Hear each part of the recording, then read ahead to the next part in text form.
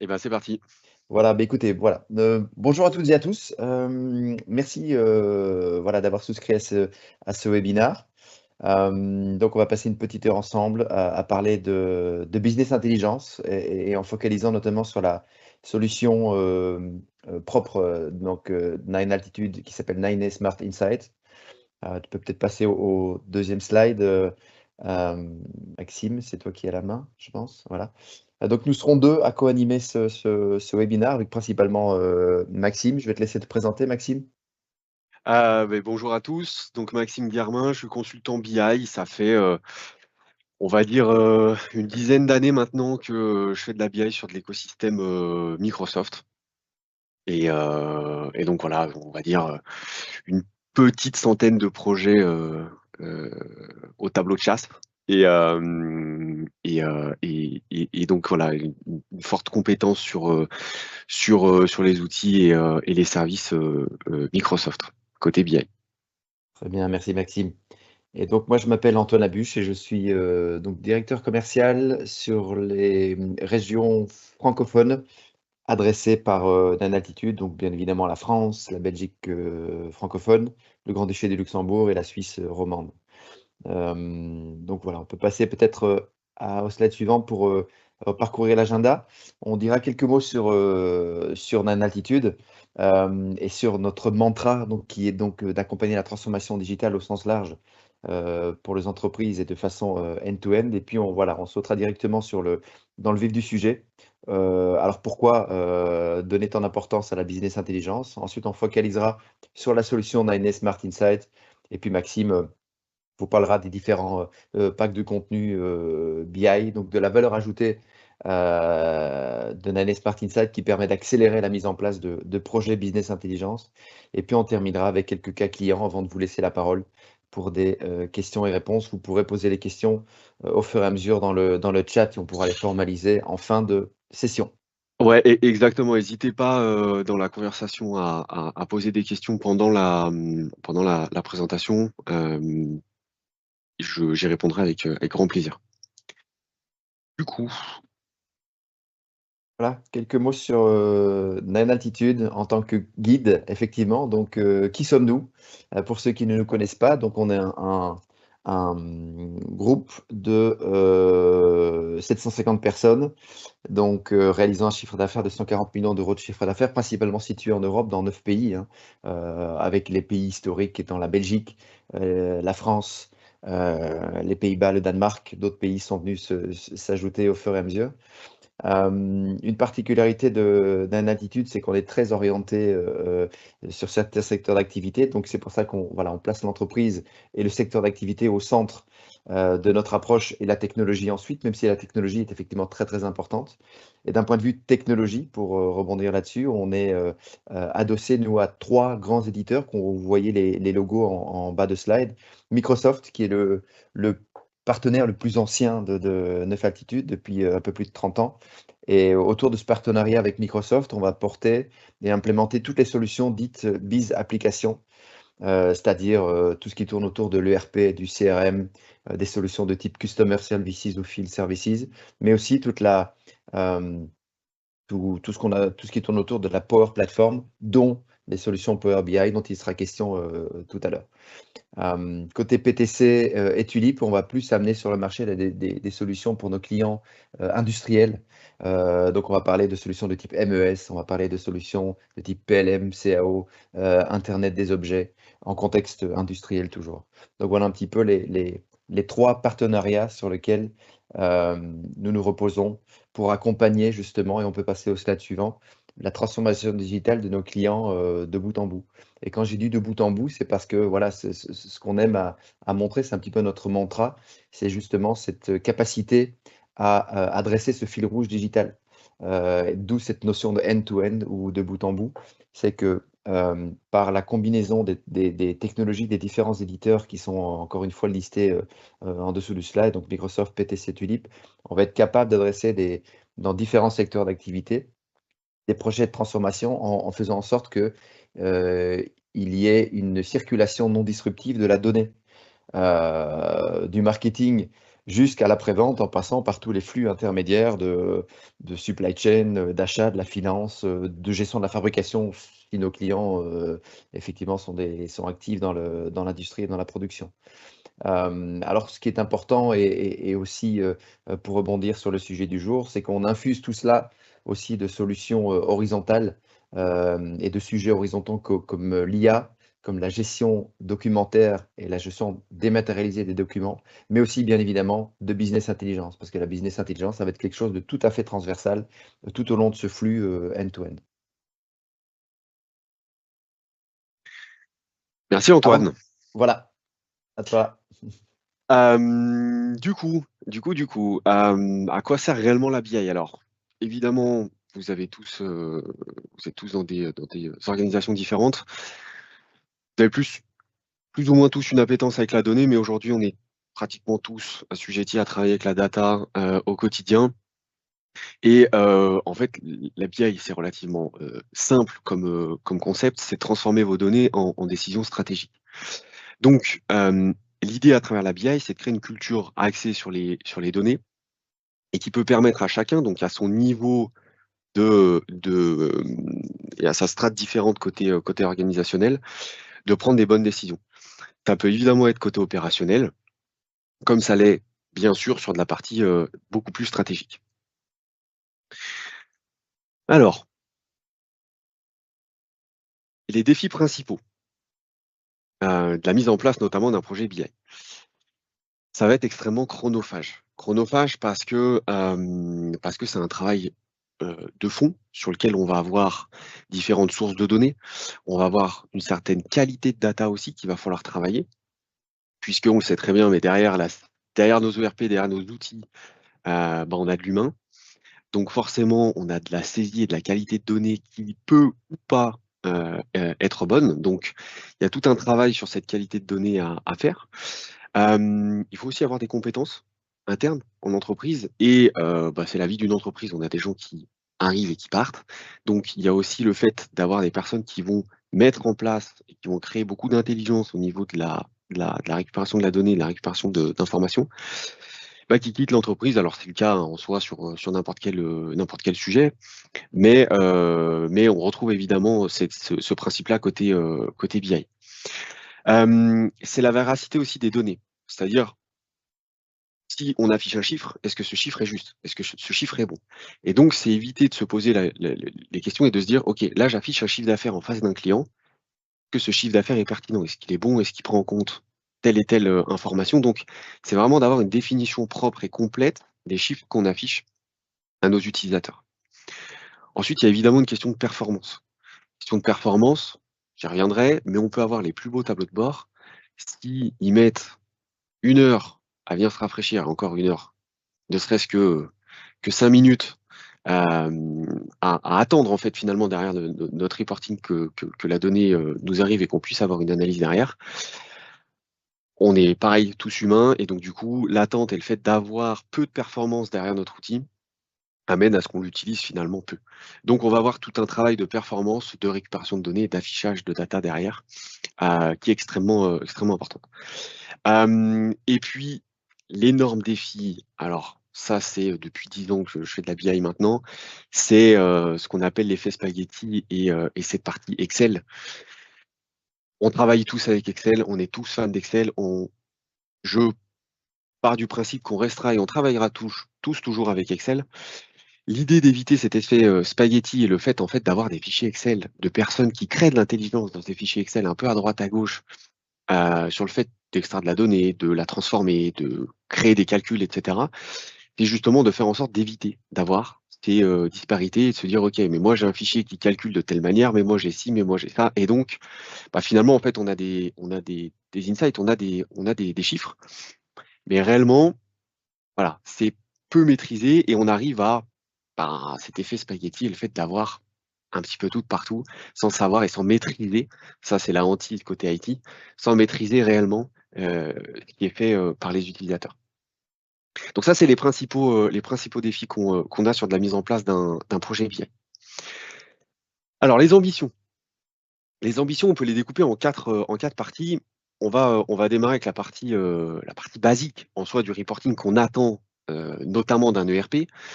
Donc, en parlant de Dynamics, on va beaucoup parler de Dynamics 365. L'idée, c'était qu'on attend évidemment d'avoir du reporting basique, c'est-à-dire répondre à la question quoi, c'est j'extrais mes datas, j'ai des listes, et derrière, évidemment, on a tous nos manières de travailler, mais généralement, fichier Excel, tableau croisé dynamique, ou voire même du reporting embarqué dans l'ERP. Ok, ça c'est du reporting basique classique. Ensuite, on va monter sur du reporting type avancé. Type avancé, c'est de se dire, ok, on va commencer à répondre à la question pourquoi. On va commencer à combiner de la donnée. C'est-à-dire que côté ERP, on peut avoir des données sur du réalisé, hein, c'est j'ai facturé mes clients, j'ai du chiffre d'affaires, très bien. Mais en face, je vais avoir aussi de l'objectif. Et me dire, ok, c'est très bien, euh, on a fait ça cette année, on a fait ça l'année dernière, on a ça versus l'objectif. Ok. On commence à avoir de l'analyse. Et donc, on commence à rentrer sur du reporting avancé sur lequel on a de la donnée côté ERP, mais on a aussi potentiellement de la donnée externe. Pareil, c'est des cas qu'on rencontre énormément, mais on a beaucoup de clients où, notamment les objectifs, voire même les budgets financiers ne sont pas forcément stockés côté ERP. Et donc, on s'amuse à extraire la donnée côté ERP et de tenir nos budgets côté Excel. Et donc, on essaie de réconcilier tout ça. Donc là, l'idée, c'est aussi de combiner, hein, d'avoir ça ensemble au même endroit et donc de commencer à faire du reporting avancé en combinant de la data. Une fois qu'on a ça, on va avoir de la notion de performance. Et la notion de performance, on va commencer à analyser justement ces chiffres. Et c'est là où ça devient intéressant.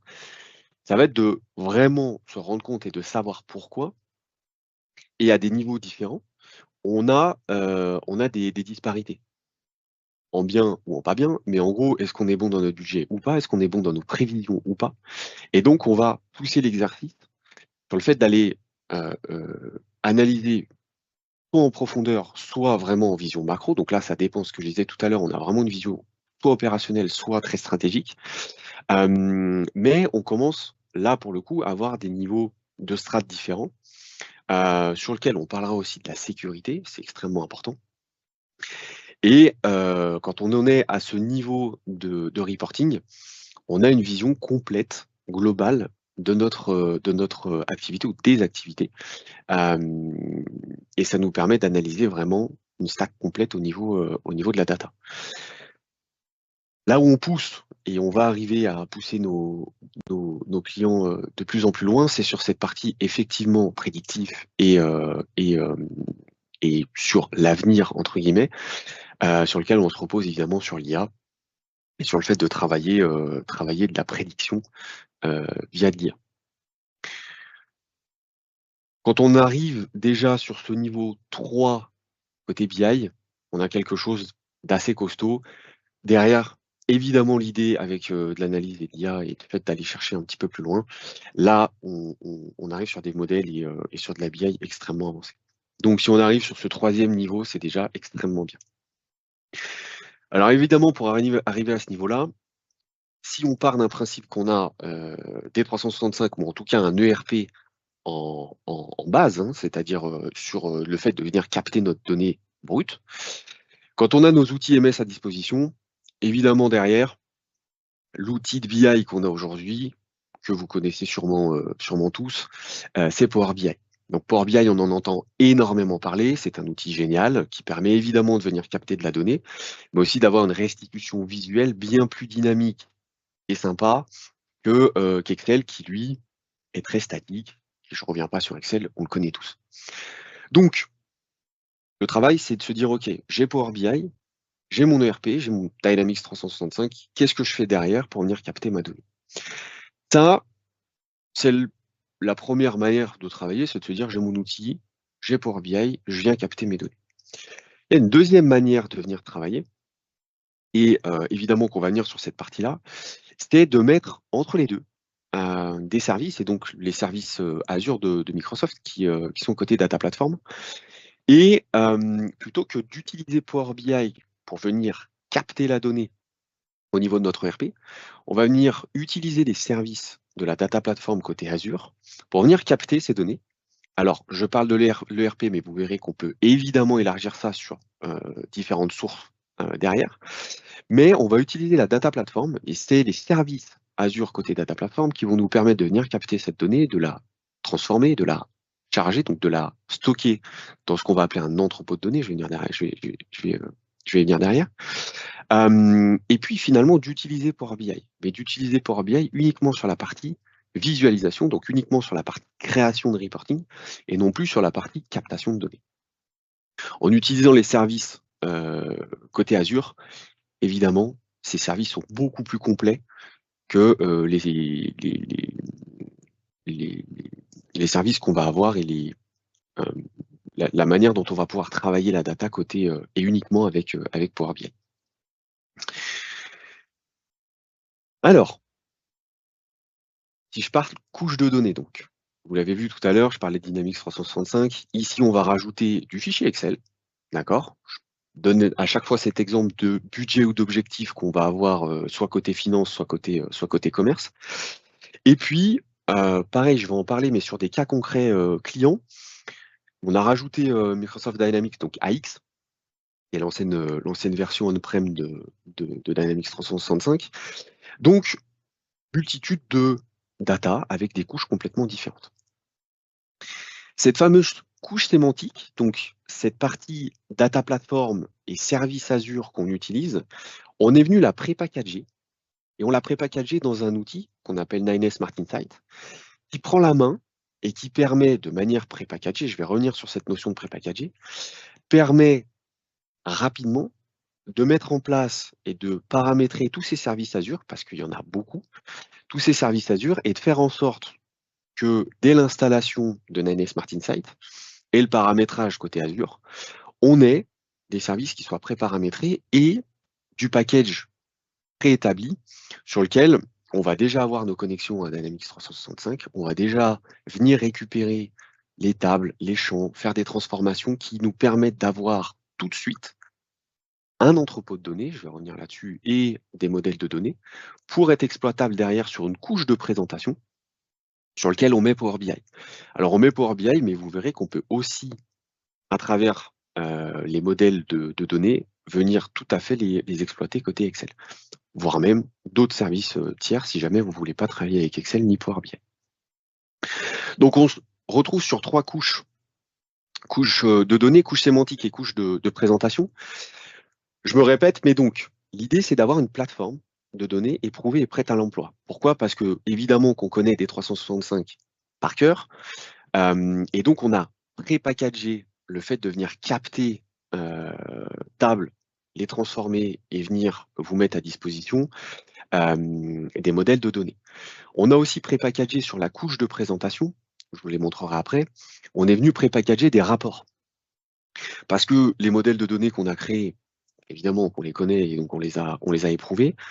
On est venu aussi créer des rapports et une multitude de rapports Power BI prêts à l'utilisation. On a optimisé les temps de traitement. Je vous donne un exemple tout bête et tout simple. On a beaucoup de tables d'écriture dans D365 et finalement dans n'importe quel ERP. Table d'écriture, je vous en donne une toute simple, c'est vos écritures comptables côté finance. Ces écritures comptables côté finance n'ont pas vocation à être modifiées côté ERP. Donc, ce qu'on vient faire, c'est qu'on vient faire de la mise à jour, ce qu'on appelle de la mise à jour incrémentielle, et on fait ça sur certaines tables côté ERP. Et en fait, quand on met à jour le projet, on met à jour uniquement les lignes qui sont venues, qui ont été vouées à être modifiées ou créées ou supprimées. Et de ce fait, forcément, au lieu de récupérer à chaque fois l'intégralité de vos écritures comptables côté finance, on ne récupère que ce qui a été modifié, créé ou supprimé. Et donc, ça optimise un maximum cette partie récupération de données et mise à disposition côté utilisateur. Et en plus de ça, on vient les orchestrer. Alors, ce qu'on appelle orchestration de mise à jour, c'est tout simple, c'est pareil, je me base sur une table qui est par exemple la table de mes pays. Sur ma table de pays, j'ai le code pays et j'ai le nom du pays. Et si je veux ramener ce nom de pays sur une autre table, forcément, il faut que je vienne d'abord charger cette table de pays avant de charger les autres. Et donc, dans l'outil, dans 9S Smart Insight, on a un ordonnanceur qui nous permet simplement, sans se poser de questions, de se dire, OK, j'ai une jointure, j'ai fait une transformation entre deux tables, je viens d'abord charger la première avant de charger la deuxième. Voilà. Donc toute cette partie orchestration, elle est faite. L'idée derrière ça, c'est vraiment de simplifier au maximum le fait de venir capter et mettre à jour la donnée au niveau de nos modèles sémantiques pour derrière venir les utiliser côté reporting. Cette couche sémantique, elle est aussi importante et c'est ce point enfin les 2 points qu'on a ici, pardon. On va pouvoir importer de l'historique. Vous avez tous sûrement vécu des migrations de d'ERP. Tout simple, hein, mais le fait de passer d'AX à D365, on n'a pas forcément repris l'intégralité de notre historique de data dans D365. C'est le cas finalement quand on migre d'un ERP vers un autre, pour plein de raisons, hein, parce qu'on n'a pas besoin d'avoir nos 10 ans d'écriture qu'on avait précédemment dans notre ERP, pardon. La BI va pouvoir faire ça. On va évidemment pouvoir capter l'historique de l'ancien ERP, stocker ça côté BI et venir rajouter par-dessus notre ERP, notre nouvel ERP pour faire en sorte d'avoir une continuité de données. Donc on a beaucoup de clients sur lesquels on a un historique de reprise d'informations qui est de 1 ou 2 ans, ou si je prends par exemple la partie vente, ça va être tout ce qui est courant, hein, les dernières facturations plus les commandes en cours.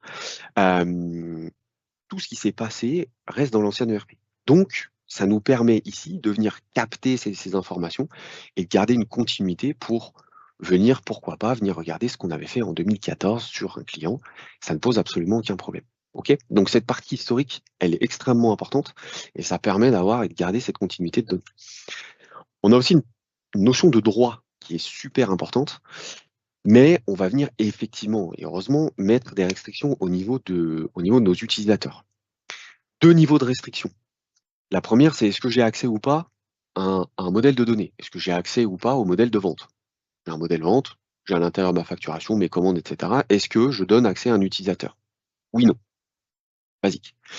Deuxième niveau de droit qu'on va pouvoir avoir, c'est mon responsable commercial va avoir l'intégralité, évidemment, de mon modèle de vente. OK?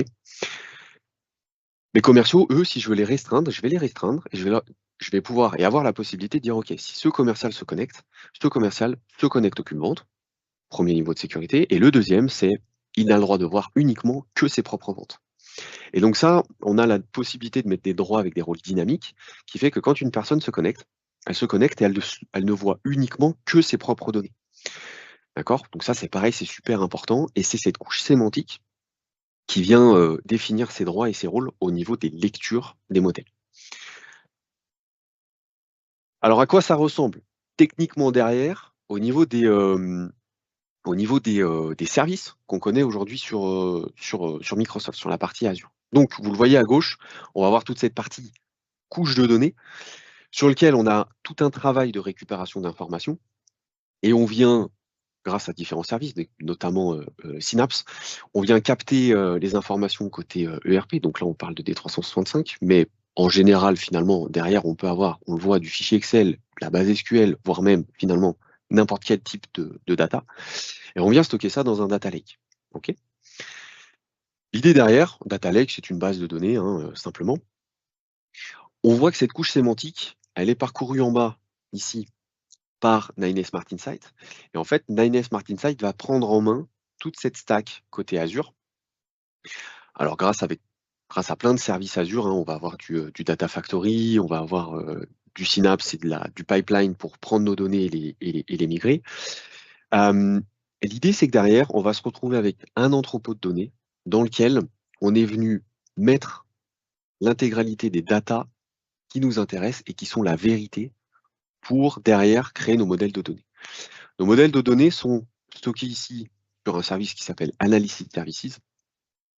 Donc, c'est nos fameux modèles de données qui sont mis à disposition ici pour derrière n'avoir qu'en couche de présentation notre outil de data visualisation. Ici, je parle de Power BI. Encore une fois, on peut très bien venir lire des modèles de données sur ce service Azure avec du Excel et avec de l'outil tierce de data visualisation.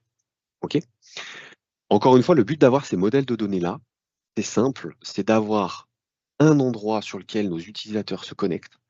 On sait qu'on a des droits de sécurité qui sont mis en place derrière sur de l'accès de données et qu'on est venu automatiser l'intégralité de la récupération de data à travers nos services Azure. Et donc, les données qui sont ici sont mises à jour quand nous, on le souhaite, évidemment. Quand je dis nous, c'est la partie IT et la partie business qui gère cette partie-là. Mais nos utilisateurs ont au même moment le même chiffre. C'est-à-dire que un commercial qui regarde son chiffre d'affaires au niveau du modèle de données des ventes a forcément le même chiffre d'affaires et calculé de la même manière que les autres commerciaux. La mise à jour se fait en même temps et donc ces modèles de données deviennent les sources de vérité et on évite avec ça cet effet spaghetti qu'on connaît de j'ai ce fichier Excel, c'est ce que je disais tout à l'heure, et moi je l'ai mis à jour à tel moment, mais moi j'ai fait ci, mais moi je le calcule comme ça, et moi je fais ci, moi je fais ça. On oublie ça puisque tous les utilisateurs sont connectés à la même source de données et ils utilisent juste un outil derrière data visualisation pour venir afficher finalement ces insights. OK? Donc, la partie pré-packagée, c'est la partie noire que vous voyez qu'on a à travers Nine Smart Insight, c'est qu'on a pré-packagé toute cette partie captation de données à travers les services Azure et la partie couche de présentation que vous voyez in fine avec Power BI. Tout ça est évidemment versionné, vous voyez Azure DevOps là-haut, tout est versionné et on peut évidemment suivre et loguer tout ce qui se passe et tout ce qu'on a fait côté BI, si jamais on doit faire du rollback et si jamais il y a des choses qui ont été modifiées et qu'on doit revenir sur une version précédente.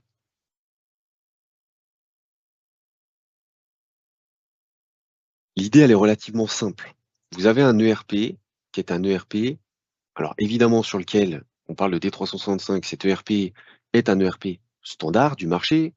Plein de développements vont être faits à l'intérieur, on est bien d'accord, mais il y a quand même une base, une structure qui est présente et sur lequel on peut déjà évidemment venir chercher beaucoup d'informations. L'idée, et ça fait 10 ans que je travaille comme ça, c'est d'avoir prépackagé toute cette partie standard pour vous éviter de base de vous dire ok, j'ai un chiffre d'affaires à venir chercher et à venir croiser entre mes clients, mes projets, mes articles et tout ce que je vends finalement. Bon, bah, cette partie vente, on l'a prépackagée. Derrière, s'il y a du spécifique qui est fait au niveau de l'ERP, on va venir évidemment travailler cette partie spécifique. Mais sans Nine Smart Insight, si vous partez from scratch d'un projet BI, et pour en avoir vu et récupéré beaucoup, en fait, réellement, derrière, il y a une base de données. Elle est technique. En plus, celle de T365 est assez complexe, entre guillemets. Il y a beaucoup, beaucoup de tables. Et donc, il faut savoir techniquement où et comment aller chercher des informations dans cette base. Bah, si on part from scratch, on va perdre en fait beaucoup, beaucoup de temps à venir chercher toute cette partie standard qui se trouve du côté de l'ERP. Donc, on va avoir un temps énorme de création et de gestion de ces flux côté entrepôt de données pour ensuite, pardon, hop, pour ensuite définir le modèle de données et, in fine, arriver au reporting. Quand on met en place Nine Smart Insight, l'idée, c'est qu'on a déjà prépackagé cette partie-là. Donc, et finalement, de la même manière que la mise en place de votre ERP, il y a déjà un ERP qui est là. Donc, nous, on fait la même chose, c'est qu'on a déjà des modèles qui sont présents et on vient tout de suite travailler cette partie métier. À dire, OK, vous avez des champs spécifiques qui sont sur vos clients, sur vos articles, sur vos projets, sur finalement, côté finance, sur toute la partie que vous êtes venu faire côté ERP. Nous, on va venir la récupérer et récupérer ce qui nous intéresse évidemment côté BI. Et donc, on va venir tout de suite personnaliser le modèle qu'on a déjà de base. Et vous n'avez pas besoin de vous dire, OK, j'ai besoin de calculer mon chiffre d'affaires N-1, l'évolution, le cumulé annuel, le cumulé mensuel. Tout est là, en fait. Tout est présent. Et on vient personnaliser ces modèles parce que vous avez des calculs qui sont spécifiques, vous avez des champs que vous êtes venu rajouter côté ERP. Et on fait la même chose côté reporting. Parce que vous allez voir, on a des reportings qui sont pré-packagés. On vient changer des couleurs, mettre des logos, changer ce qu'il faut changer côté reporting, voire en créer from scratch. Mais de suite, de base, à l'installation de Nine Smart Insight, vous pouvez tout de suite rentrer dans la personnalisation et pas dans la création from scratch de cette partie BI. OK? Pack de contenu, ils sont là, les fameux packs. Donc, en gros, on a travaillé alors sur des packs qui restent classiques évidemment, mais sur les flux que tout le monde connaît en entreprise.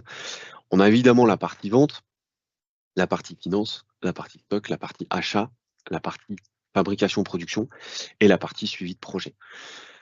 Chacun des packs comprend un modèle de données, c'est-à-dire qu'on a un modèle dans lequel on va pouvoir venir croiser des informations et des calculs. Je prends la partie vente qui est relativement simple, mais vous avez la partie facturation et la partie prise de commande que vous allez pouvoir croiser avec les clients, les articles, par période, par société, évidemment, si vous êtes en mode multi-société côté des 365 et vous avez plusieurs entités. Donc, ça, c'est la partie vente. La partie finance, on va être sur la partie pure comptable, évidemment, sur tout ce qui est écriture comptable et pouvoir sortir des SIG, du PNL, du DSO, bref, pouvoir sortir vraiment du KPI côté finance. Côté stock, on va se retrouver sur de l'analyse de stock en quantité et en valeur de stock qu'on peut calculer à date, parce que l'ERP permet de le faire, mais on va pouvoir à date avoir une évolution en quantité, en valeur, par magasin, par société évidemment, par article, par typologie d'article, bref, de votre stock en fait tout simplement. Côté achat, c'est le pendant des ventes, évidemment, donc c'est exactement la même chose, mais avec la partie et tout le flux achat. Partie fabrication sur lequel on va avoir toute la notion de capacité et de réalisation qu'on a sur toute la partie OF et production. Et donc, c'est toujours pareil, hein, qu'est-ce que je suis venu produire, qu'est-ce que je suis venu consommer, etc., quels OF je fais, bref. Donc ça, c'est vraiment la partie fabrication et prod. Et sur la partie projet qui est tout aussi intéressante, gestion de projet sur, là pour le coup, du réalisé évidemment, du budgété, du reste à faire, et donc toute une gestion au projet, à la tâche, et donc ça nous permet très vite de venir basculer dans des projets, de savoir où on en est côté projet, si évidemment vous utilisez la partie projet côté D365. Les packs sont encore une fois modifiables 100%. Ils sont tous traduits, ils sont traduits sur plusieurs langues, ils peuvent être traduits sur d'autres langues sans aucun problème. Ils sont traduits français, si je dis pas de bêtises, français, anglais, allemand et néerlandais. On peut évidemment étendre ça sur d'autres langues si besoin. Alors, à quoi ça ressemble? Vous voyez à droite, ici, là, ici se trouve le modèle de données. Alors là, j'ai l'intégralité des modèles. Je vous en ai présenté quelques-uns, mais là, c'est pour vous montrer l'intégralité à droite. Donc ici, c'est tout ce que vous allez avoir à disposition au niveau des modèles de données. Et donc, vous le voyez à droite, ici, là, le modèle de données, il est complètement exploitable. J'ai l'habitude en démo technique de donner la souris à la personne que j'ai en face de moi et de lui faire en fait tout simplement un rapport. Et pourquoi? Parce que c'est très simple. Vous êtes devant un rapport, vous dites OK, je veux croiser côté vente, je veux m'amuser à croiser mon chiffre d'affaires avec mes clients. Donc ici on le voit avec le code pays, la typologie d'articles, etc., etc. Il faut en fait juste savoir comment utiliser Power BI, mais vous pouvez faire la même chose sur Excel avec du tableau croisé dynamique en vous connectant au modèle. Vous venez créer en fait votre rapport et vous venez le créer à la volée, puisqu'en fait ça va vous permettre très rapidement de vous dire OK, là j'ai mon montant de mes ventes, je viens chercher mes informations, je veux les croiser par date, je veux les croiser par telle information. Vous voyez en bas, là, j'ai mes marges, j'ai mes taux de marge. Voilà. Et les liaisons entre tables sont évidemment faites. Donc, vous voyez, quand on clique sur un mois, derrière, ça vient filtrer et ça fait tout le travail dont on a besoin. Donc, l'idée, c'est d'avoir ce modèle à droite, là, de suite exploitable et derrière, d'avoir nos rapports. Ici, c'est la création d'un rapport from scratch. Donc là, c'est vraiment, j'ai la possibilité et à l'intérieur de Power BI, de venir créer n'importe quel rapport dont j'ai envie de créer from scratch, et donc de créer à la volée autant de rapports qu'on souhaite. OK. Sur du rapport prépackagé, les rapports ressemblent à ça. Donc on est venu faire en fait à l'intérieur d'un rapport, ici c'est sur les achats notamment, on est venu faire tout un package de rapports côté Power BI qui sont préformatés, qui sont totalement évidemment modifiables, avec de la couleur, avec de la police, en rajoutant des pages, en rajoutant des informations à l'intérieur, mais de base, on a quelque chose d'exploitable parce qu'on a aussi des clients qui savent pas trop comment aborder certains sujets côté BI. Donc, on leur amène déjà évidemment des idées, et puis ça fait quelques années qu'on fait ça, donc ça permet aussi de les projeter dans du Power BI pour ceux qui, en plus de ça, ne connaissent pas Power BI. Mais ça vous permet d'avoir déjà du contenu et de se dire, OK, on a ça de base, et est-ce que vous voulez venir modifier ci, modifier ça, changer telle information, etc. Mais on a déjà voilà, des rapports qui sont prépackagés et à disposition. Maxime, Oui. Il y a une petite question dans le Pardon. chat. Oui, oui. Non, non, mais il n'y a pas de souci. Je vais la poser pour que tu puisses y Je l'ai, répondre. je l'ai, je Ah, l'ai, tu je l'as, l'ai, tu je l'as viens de tout de l'avoir. suite. OK. Merci Nicolas. Je suis désolé. Ouais, ouais, je l'ai, mais je l'ai pas.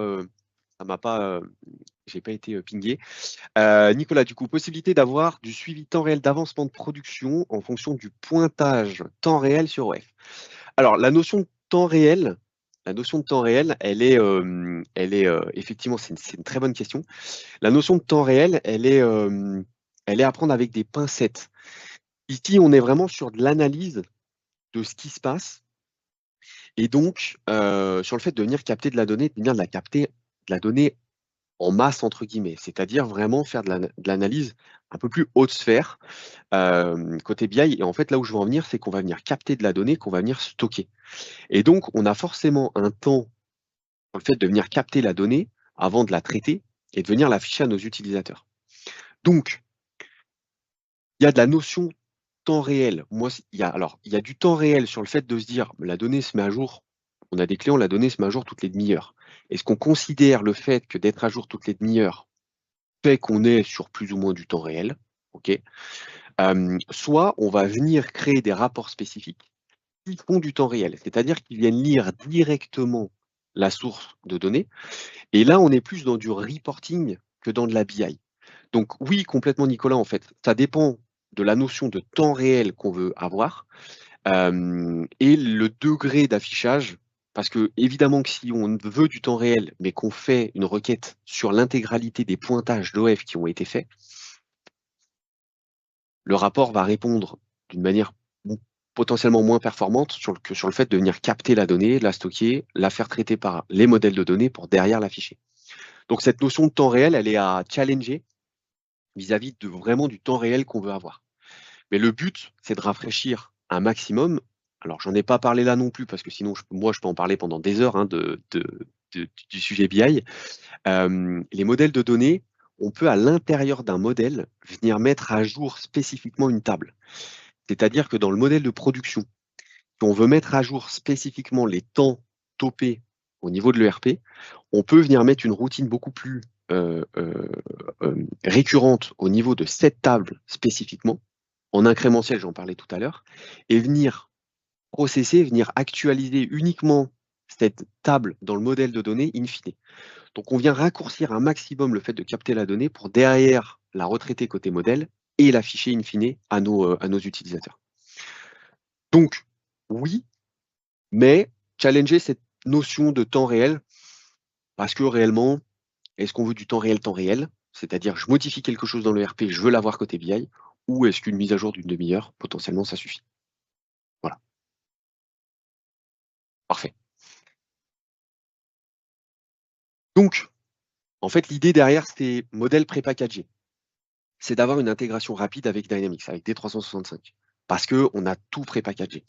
Derrière, évidemment, s'il faut venir alimenter avec d'autres sources de données, il n'y a aucun souci.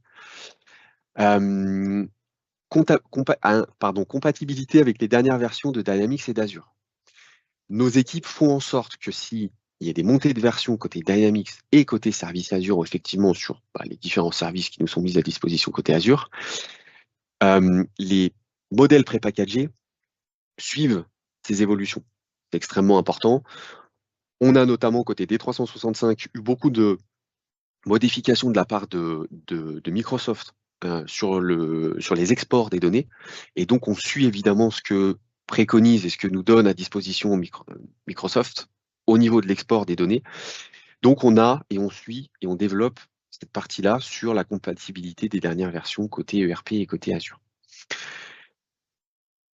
Je me répète encore une fois, mais vous l'avez compris, l'idée de ces packages est vraiment mon métier, et là où je prends du plaisir à faire mon métier, c'est pas de refaire à chaque fois la même chose au niveau de chaque client. Je donne cet exemple de venir capter le chiffre d'affaires côté vente, puisque c'est vraiment le nerf de la guerre au départ d'un projet BI. On travaille évidemment côté vente et côté finance généralement. C'est du quick win. C'est OK, on a déjà ces informations à disposition, on les a, on vous a tout précalculé, c'est tout fait. Maintenant, on parle métier. Qu'est-ce que vous voulez côté métier? Et c'est là où on a une énorme plus-value, pas sur le fait d'à chaque fois venir chercher la table en question pour venir in fine et refaire ce qu'on a fait 1000 fois ailleurs. On automatise. on automatise un maximum. Donc, toute cette partie ordonnancement, automatisation de mise à jour, etc., on la travaille ensemble. Nicolas, ça fait partie du travail, effectivement, de se dire, bon, bah, ces données-là, on les met à jour. Une fois par jour, ça suffit, ou on les veut de manière récurrente parce qu'il y a un besoin derrière. On automatise et on met en place tout ça ensemble. Il y a une notion de surveillance qui est extrêmement importante. Mais il se peut, pour X raisons, qu'une source soit pas disponible. Parce que on a un fichier Excel, notamment en source. On évite ce genre de choses, évidemment, mais on peut avoir des sources, une base SQL on-prem, on a un serveur qui est tombé. Donc nous, on surveille, on monitore derrière, et on sait qu'il y a des jobs qui n'ont pas tourné. Ça nous permet de simplement de venir faire du support et de venir soit se dire bon bah c'est du côté serveur, c'est de votre côté, effectivement, bon bah là, il y a un souci côté IT, ou il y a une transformation de données qui ne fonctionne plus, pour X raisons. Donc ça nous permet de monitorer et de venir derrière corriger. Extrêmement important, Nine Smart Insights, la partie back-office est un outil low-code. L'idée, c'est que derrière, vous puissiez aussi prendre la main à travers des formations, puisqu'on forme sur nos outils, c'est que vous puissiez prendre la main sur l'outil Nine Smart Insights, évidemment savoir ce qui est fait côté Azure, est-ce que fait Nine Smart Insights sur les services Azure, et que vous soyez évidemment aussi capable, si vous ne l'êtes pas, on forme, et c'est des formations qui sont géniales, on forme sur la partie data viz. Et là, il y a un énorme intérêt à être formé sur la partie Power BI et juste sur la partie data viz de Power BI, sur le fait de créer du reporting et d'être autonome sur le fait de venir créer de la valeur ajoutée au niveau reporting. Aujourd'hui, alors on a à peu près 350 clients qui utilisent sur la partie monde Nine Smart Insight. Je vais faire un focus sur 2 clients pour terminer. Ces 2 clients, donc on a le premier client qui est Valgo, migration d'un ERP Sage, pour pas le nommer, vers D365. Sage, une version on-prem, sur un serveur on-prem, versus D365 qui est effectivement côté cloud. Donc là, le but, je vous ai donné cet exemple tout à l'heure, mais c'est tout simple en fait. On avait un peu plus de 10 ans d'historique côté Sage. On est venu donc récupérer et capter cette historique côté Sage pour la mettre en continuité avec les données qu'on a aujourd'hui sur D365 et de manière totalement transparente aux utilisateurs, avoir un outil de BI qui concatène et qui met ensemble ces informations pour que derrière, quand la mise en prod sera effective côté D365, ils retrouvent l'intégralité de leur data sans forcément savoir que la donnée vient de Sage et qu'aujourd'hui elle vient de D365. Ok. On a sur ce compte une multitude de sources. On a évidemment donc les ERP, l'ERP T365 aujourd'hui. On a fait tout un travail côté RH aussi. On a de plus en plus de demandes côté RH et de suivi et de KPI côté RH. Et on a ici du suivi de chantier, du suivi de projet, sur lequel on a des données référentielles qui sont sur leur propre outil, des outils qui sont développés en interne, mais sur lequel on a des informations de suivi budgétaire et de ce qui est acheté et vendu côté ERP. Donc on vient lier tout ça côté BI et on vient piocher au niveau suivi de chantier des informations qui se positionnent sur 3-4 sources de données derrière. D'où l'intérêt, le fort intérêt ici côté BI. Avant, pour faire un suivi de chantier, ils en faisaient un mensuel et encore c'était compliqué d'avoir un suivi global d'un chantier. Là, l'idée, c'est que en fait, finalement, entre 3 clics, côté reporting, ils ont l'intégralité des informations qu'ils veulent sur un chantier, un responsable de chantier, une agence, etc. etc. On a ensuite Automatic System. Automatic System, on a une consolidation multi-société. Alors ça, j'en ai pas parlé, mais c'est super intéressant. L'outil nous permet simplement, pour les grosses structures, les grosses entreprises, ils ont des dynamics sur des tenants différents. Donc là, c'est croissance externe en plus de ça, mais ils ont des tenants différents. Donc avant d'avoir l'intégralité des sociétés sur le même tenant, et c'est un travail monstrueux, on est venu consolider les D365 directement ensemble au niveau BI. Donc, on a des tenants différents. Ce qui est intéressant, c'est que ça nous permet de travailler en parallèle tout ce qui est standard. Donc, dès qu'on vient récupérer des informations sur la table client, par exemple, on vient les récupérer de facto sur l'intégralité des différents tenants. Donc, on vient aussi là optimiser un maximum le travail qu'on réalise côté BI. Donc là, on vient faire une conso multisociété assez sympa. Et puis, on est venu énormément travailler cette partie financière parce que des sociétés qui sont sur des pays et des continents différents, donc avec des devises différentes. Et là, il y avait tout un travail qui a été demandé au niveau groupe pour faire des calculs avec une devise groupe. Donc, on vient calculer avec des taux et des calculs assez complexes, calculer des KPI financiers qui fait que il y a du reporting groupe. Au-dessus d'Automatic System, il y a un fonds d'investissement. Et là, on vient délivrer des chiffres sur lesquels, côté finance, ils mettaient des jours et des jours à les sortir pour le groupe, pour le fonds d'investissement. Ici, réellement, ils ont, alors en temps réel, dès que le modèle de données se met à jour, donc en gros, ici, les chiffres financiers se mettent à jour toutes les heures, ils sont capables de venir leur donner, de donner au groupe des chiffres côté finance. Voilà, 2 cas un peu spécifiques. J'en ai plein d'autres, évidemment, mais c'est 11h50, donc on est dans le timing pour les questions. Mais voilà. Et ben à vous, si vous avez des questions. Alors, je ne sais pas si on ouvre les micros, si vous posez des questions côté chat. C'est quand même plus sympa d'interagir si vous voulez lever la main et poser la question de vive voix, c'est avec grand plaisir. Je ne sais pas, Charlène, si c'est possible de faire cela. Je vois qu'il y a une question C'est se possible, mais pose. tout le monde pourra pas forcément Alors, s'exprimer. je veux bien que si on peut Il y a- ouvrir le micro de Julie, du coup. Il y a une question, voilà. Est-ce que. Ouais, voilà. Ouais. Possible. Oui. Alors, je vais répondre à la question pour Ouais, le coup parce que j'ai la Non, question. non, fais-le directement. pose-la. Parce que... Ok. Repose la question et puis voilà. Alors la partie qualité, Julie, non, on l'a pas côté production. C'est effectivement c'est une très bonne idée. On l'a pas parce que tout simplement c'est encore moins utilisé par nos clients. L'idée du pré-packagé, c'est qu'on a vraiment pré-packagé qui est utilisé généralement, et encore la partie production et projet, c'est discutable, mais vraiment ce qui est utilisé en plus standard du côté de l'ERP. Donc non. Par contre, encore une fois, on sait où venir chercher les informations et donc venir les rajouter au modèle de données, c'est juste du travail à faire en soi ensemble et à rajouter en temps d'analyse. Donc les analyses sont relativement simples à faire. C'est est-ce qu'on a côté package? Oui, non. Si on les a pas, on les définit. OK, on a besoin de telle information et ça vient de telle table côté ERP et on vient les rajouter côté modèle. Donc non, mais complètement faisable.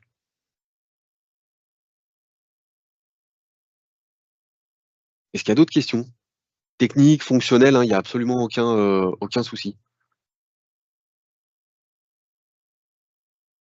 Pour le moment, pas de questions se posent.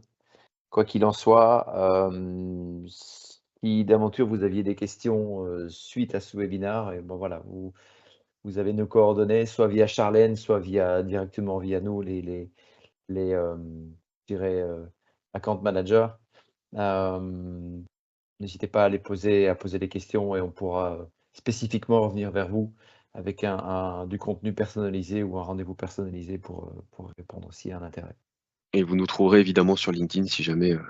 Je vois que Julie, vous reposez une autre question. Il y a une question qui est en train de se taper, Maxime. Alors, les licences, c'est une très bonne question. Les licences vont finalement se positionner côté. Alors, on a des licences sur toute la partie des licences. On a des souscriptions côté Azure sur toute la partie data platform. On a une licence évidemment aussi du côté de 9S Smart Insight. Sur la partie utilisateur, alors gratuitement, je mets des guillemets, mais gratuitement, vous avez une notion possible à travers Excel de données, quand je dis gratuite, entre guillemets, c'est en gros, vous payez effectivement vos licences côté Excel, mais en soi, vous les avez déjà. Donc, les modèles de données sont totalement exploitables avec Excel par l'intégralité des utilisateurs, donc on leur donne les droits évidemment, de venir lire les données au niveau des modèles. Donc, finalement, n'importe qui, en tout cas tout le monde dans votre organisation, a la possibilité de venir lire les données au niveau des modèles. D'accord? Donc, pour le coup, pas de licence complémentaire supplémentaire sur cette partie-là. La partie Power BI, oui, il faut une licence, c'est une licence pro par utilisateur. Et cette licence pro permet d'utiliser Power BI et de venir consulter les rapports qui sont créés in fine côté métier. Donc oui, une licence par peut-être utilisateur. Pardon, Antoine. juste ajouter pour la partie Smart Insight, c'est pas vraiment user, mais c'est plutôt par. Il y a deux types de licences. Il y a une licence souscriptive qui est l'activation du module Data de Platform, la solution d'année Smart Insight. c'est ça. Ensuite, si on veut activer d'autres sources de données, il y a des souscriptions supplémentaires. Par exemple, comme l'a expliqué Maxime avec le cas de Valgo, il y a le lien d'année Smart Insight avec FNO, mais aussi le lien Smart Insight sur une autre source de données qui est en l'occurrence l'ancien ERP ou le futur ancien ERP.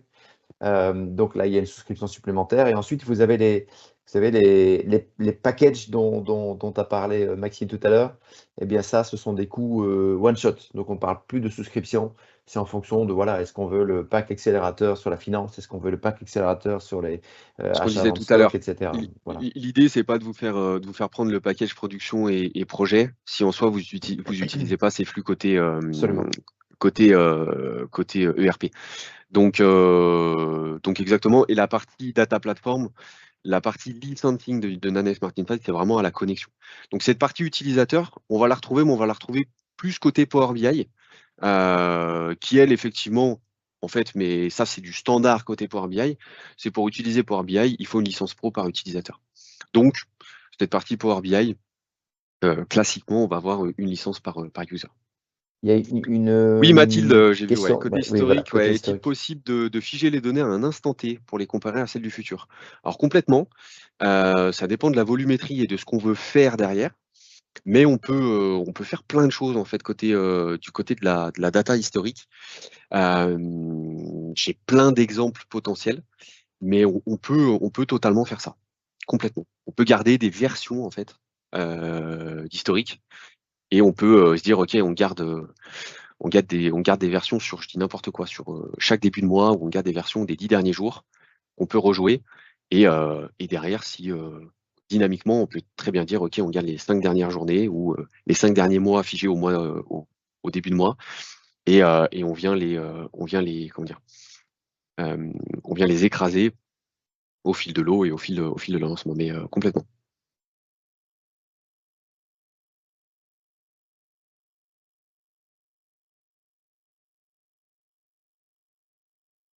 D'autres questions?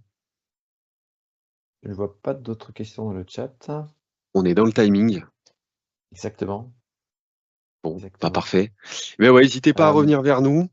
Voilà, juste peut-être pour vous dire que cette session a été enregistrée. Vous allez recevoir le lien vers le replay que vous pourrez bien évidemment diffuser au sein de vos organisations s'il y a des intérêts à la revisionner par ailleurs. Donc voilà, et si vous avez des questions, n'hésitez pas à revenir soit vers Charlène qui a organisé ce webinaire, soit vers moi directement. Donc voilà. S'il n'y a plus d'autres questions, il ne reste plus qu'à vous remercier pour votre participation. Merci à toi aussi, Maxime, pour C'est avec les plaisir. explications très claires. On n'hésitera pas à revenir vers vous avec des sessions personnalisées voilà, s'il y a tout simplement un intérêt par rapport à la solution qui a été évoquée aujourd'hui. Et puis, il ne reste plus qu'à vous souhaiter un bon appétit et une bonne journée.